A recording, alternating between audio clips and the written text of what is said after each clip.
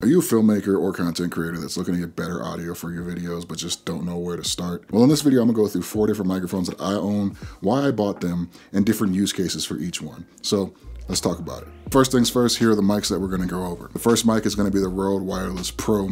Now this microphone has a wireless system with integrated microphones. It also has a lavalier plugin and records 32-bit internally. The second microphone we're gonna talk about is the Sennheiser MKE400, a compact on-camera mic with a built-in windscreen and shock mount and really easy to use adjustments built right onto the side. The third microphone we're gonna look at is the Sennheiser MKE600. It's a larger, more professional style shotgun mic that you generally see in bigger production setups. And the last mic we're going to take a peek at is the Shure SM7B, which is a dynamic microphone normally used for podcasting or voiceover applications. First things first, let's talk about why audio quality actually matters. Well, you've probably heard this before, and it's good enough to reiterate again.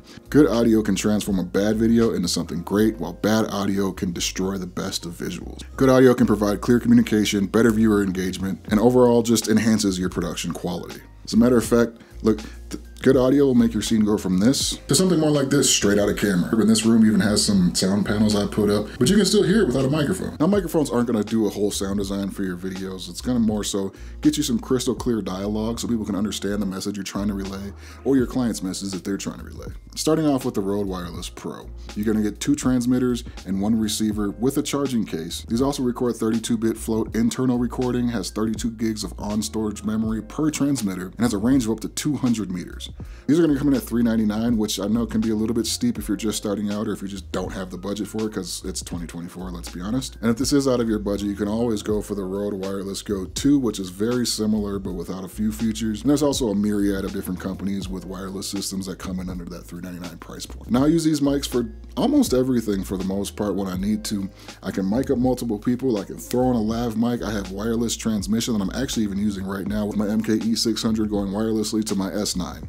These things are probably the most versatile mics you can buy, especially considering if you lose that wireless transmission, you always have that onboard 32-bit float recording. And for that reason alone, I think that justifies the price tag on these. 32-bit float internal recording should be the industry standard as of now because it's just so easy to use and easy to manipulate. You know you're gonna get that clean audio no matter what. And I think that peace of mind is what really drove me to buy these. Moving on, we're gonna go to the Sennheiser MKE400. This is my small, compact on-camera microphone. This microphone is for when I don't wanna pull out the Rodes and set those up and do all that. Or if I just wanna run and gun and shoot something, but I need some decent audio to go with it. Now this microphone comes in at about $199. It has a built-in windscreen and shock mount. It has a 3-step sensitivity switch to dial in those levels for your audio. And it also comes with a dead cat for those windy days. This is something I originally bought to have a microphone on my camera that's not the Rode VideoMic Pro Plus. If you look at the size difference here, this thing is kind of massive, and if you put a dead cat on this, it actually gets really big compared to this guy, even with the dead cat. If I need good audio for some B-roll, or I just need generally good audio for an event recap or anything along those lines, or I need to do something in a time crunch where I don't have the time to set up the Rode Wireless, or this is the perfect mic to get you good audio quality, quick, fast, and in a hurry, and not have to worry about whether or not you're gonna have something that's gonna sound like camera audio or room audio. Next up, we have the Sennheiser MKE600. This is the microphone that I'm using right now. This mic's gonna be more professional grade. It's gonna have a highly directional supercardioid pickup pattern. Yes, it needs phantom power, but it can run on a AA battery. So being able to do that essentially makes it so I can do something like this setup here where I have it going into the Rode Wireless Pro because the Wireless Pro cannot give off that 48-volt phantom power. So if you're doing more freelance work or you have a studio setup to where you can just leave it mounted and leave it alone, this microphone is going to be better than that MKE400 for you if you're not running and gunning and doing all those type of things. This mic is an amazing mic overall. And the last mic we're going to get into is the Shure SM7B here. This mic is going to be your Now I bought this mic for the studio. I bought this mic to do voiceovers. I bought this mic to have to do videos when I want to talk into the microphone. Now this mic comes in at $399, but keep in mind you're going to want to get that cloud lifter. That's about $150 extra. Now Shure did come out with the SM7DB, which is the successor to this, and that does come essentially with the cloud lifter built in, so you don't need that extra piece, which also eliminates an extra XLR cable, which is probably the better deal. If you can find one at a good deal that's gonna be cheaper than buying those two, I would do that simply because of the simplicity of it. And now that we've gone over some of the specs of the microphones and why I bought them, I wanna give you some real world audio examples. So let's go check those out and we'll meet back here. So starting off, we have the Rode Wireless Pro. Now this microphone, like I said, is the most versatile microphone that I own. It's really easy to use this mic under any conditions, just like now we're outside. It's nice out, but we're wireless, so I don't have to worry about running a cable to the camera. I don't have to worry about any of those type of things. There we go. The other nice thing about this mic is you can throw a lav microphone on it and you're attached. Your wireless transmitter goes in your pocket. And I also do this with my MKE600 just like we did in the house. And as far as the wireless functionality goes, you're listening to it on wireless right now, and now you're listening to it on the 32 Blip Float internal recording. Here we are back to the wireless, and let me just show you something here.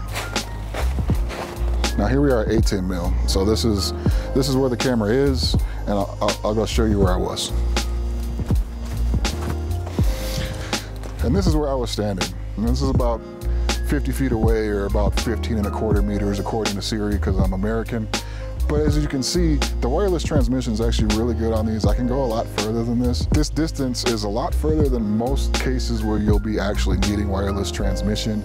And again, if that wireless transmission goes out, you do have the 32-bit float onboard recording. I'm using just the camera audio right now, just so you can hear that difference. I'm walking in the snow here, you can kind of hear the crunching a little bit. So let's go throw on the MKE 400 and see what that sounds like. All right, now here we are with the MKE 400 on-camera compact shotgun microphone. That's a lot of words. But anyway, I wanted to bring this outside so you could get an idea of what it sounds like when you have some ambient noise. We have some water dripping. We got a helicopter right up there. What I wanted to do is give you just the real world feeling of what it's like vlogging with this mic, what it's like using this mic outdoors, generally where people are going to use it the most, walking around in the snow. You can probably hear some of the crunching, but it's going to be a more directional microphone than that camera mic that's built in.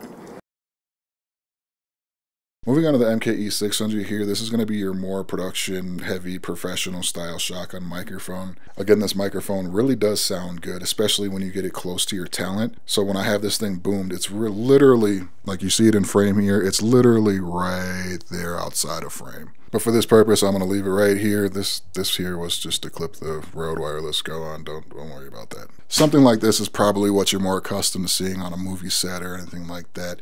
I know you've seen these things in Hollywood and whatnot.